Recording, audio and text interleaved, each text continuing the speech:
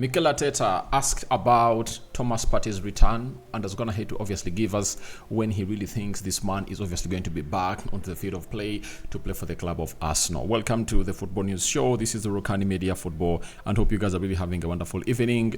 And we go into this story to really bring you exactly what Arteta is saying about the return of Thomas Partey. And we are discussing Pochettino. You know, he's at Chelsea, losing to Man United, and he's obviously on the spot. That is Pochettino on the spot. He has gone ahead and obviously spoken on how he really believes his team can obviously turn on and obviously get consistent into their remaining fixtures before we really end this year. And lastly, we are having a very huge talk coming in from Nunes of Manchester City, talking of the limited game time that is obviously getting at Manchester City, even when Rodri is away. The manager doesn't trust him in that midfield. Yet he even pushed to obviously join the side of Wolverhampton Wanderers. To leave the side of Wolverhampton Wanderers and join Manchester City. We thank God for the gift of life, and everyone who is obviously trying to keep us in the know of where you're watching us from, and the Muslims. Barakallahu fikum, and let's get started into this story of Thomas Partey. Arteta being asked on when Thomas Partey is going to get back, he said, "We don't know. He's getting a very good evolution in the injury, but it's a bit early to get a time frame.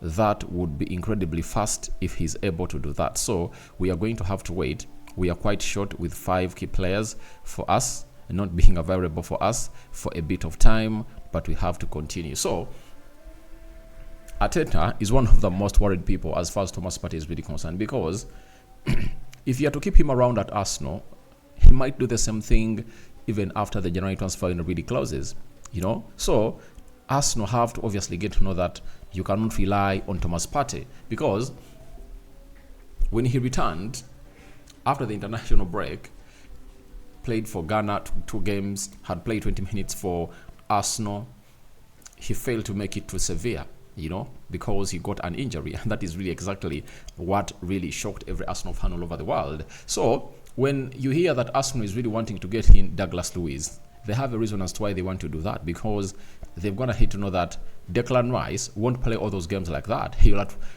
will either get an injury, though he's not an injury-prone player, or at a point X, he will get naked.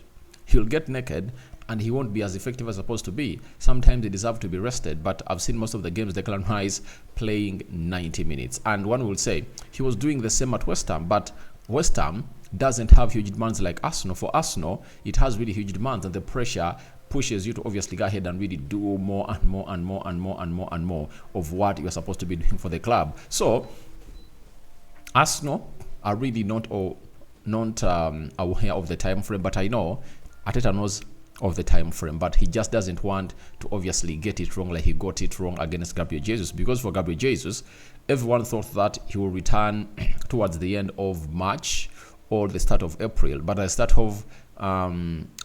towards the end of February, the guy was kicking the ball, and I think around the 12th of March, he played his first game for Arsenal since December 2022. So Arteta also went ahead and confirmed to us that he doesn't want to obviously put time frames on the return of his players, because these players have gone ahead to find themselves in a situation of really surprising him and obviously putting in shifts that are really good on the day. So for Thomas Partey, his time frame is not known, but for me, I think he's really nearing his return, but doesn't want to commit himself and tell the media that he's going to return on his day. The only thing we'll tell them that he's back in the first team training, and we might see that into the photos of the training session of Arsenal. But even if he returns right now, it doesn't benefit Arsenal, because he won't be available for so long. He has to go ahead and play for Ghana in the African Cup of Nations that starts on the 13th, and it will end on the 11th of February. So for Thomas Partey, it looks like Arsenal have a sounding reason to bring in Douglas Luiz, because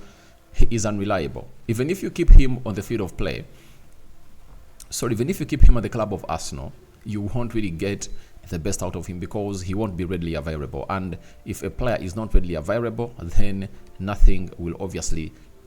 will do nothing.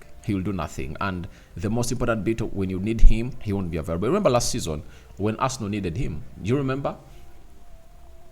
Arsenal needed this player from March, and he was not available, and Jorginho tried to obviously mask up a little bit, but obviously he was like getting into the team of Arsenal, getting into the chemistry of the team, and in that moment, all you needed was a player who had gone ahead to play at Arsenal for a very long period of time. That is Thomas Partey. So wait and see when the time frame will be given to us by Mikel Arteta, but I don't expect him to come in and really tell us the time frame. He will only let us know that he's back in the group training of Arsenal. Then after that, we go to Mauricio Pochettino, who lost to Man United by 2-1 in the midweek. And this is what he had to say. We need to improve. That's what he said about Chelsea. Conceding in this way, maybe I'm not showing too much emotion, but I'm really upset. We need to work much better in these situations. It's both organization and desire for me. We need to stop the crosses. That's what he's really talking about, that Chelsea should obviously stop these crosses from obviously coming in through, and by so doing, he would love to see to it that nothing is obviously done apart from them stopping to concede goals, because the moment you stop conceding goals, there is a positive that you're obviously going to get, and what's that positive? That positive is going to be nothing other than really getting results, because Chelsea average a goal, all 2 goals per game, and through them averaging that, they are really doing the best, meaning that all they have to do is to keep clean sheets. And if I know they don't keep clean sheets, then there is no way they are obviously going to find themselves really getting past it. But you really understand the pressure that the guy is on, because teams like this, however much you are here to build, you are not given the chance to build. That is it. You're not given that chance to build as a team of Chelsea, and he is really on a lot of pressure. Pressure is mounting on him, but we all understand he'll obviously overcome it, because he's a very good manager, and maybe Nkunku getting into that team and Romeo Lavia, it will obviously help them a little bit, according to what we've gone ahead to see and know from the side of Chelsea. But we wait and see how that really pans out. But they are playing away at Everton tomorrow, a game that very many have gone ahead to predict that they're not going to win. But for my case, I really believe they're obviously going to win this beautiful game of football, because they have to really show us intent, They have to show us intent and reaction after them losing out to Man United. They have to go away at Everton and beat them. Everton went ahead to beat Newcastle by 3-0, but trust me, Everton just hit on the break and they capitalized on the mistakes they made. But if Chelsea goes ahead to obviously put in a very good shift against the side of Everton, I see them really lifting this game and obviously winning it. Let's go to Matheus Nunes. Tomorrow, Man City is playing Luton Town, and Matheus Nunes has something to say to the fans of Man United, to the fans of Man City and himself and Pep Guardiola. He said on Luton Town, I'm not sure what they will do, but I'm not expecting pack the bus. They will have courage and quality.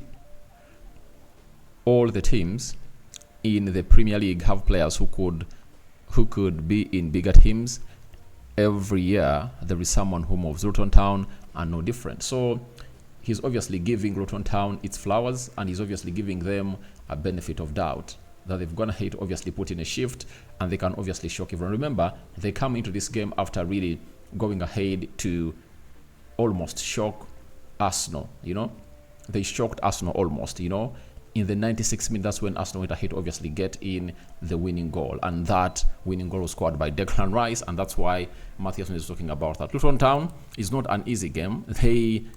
Is not an easy team, because remember, they went ahead and really held Liverpool a draw. You remember, they held Liverpool a draw, and it was really one of those moments that you will understand that everything is possible in the game of football. So guys, we call upon for your reactions onto the following games, and onto Thomas Partey time frame revealed by Mikel Arteta.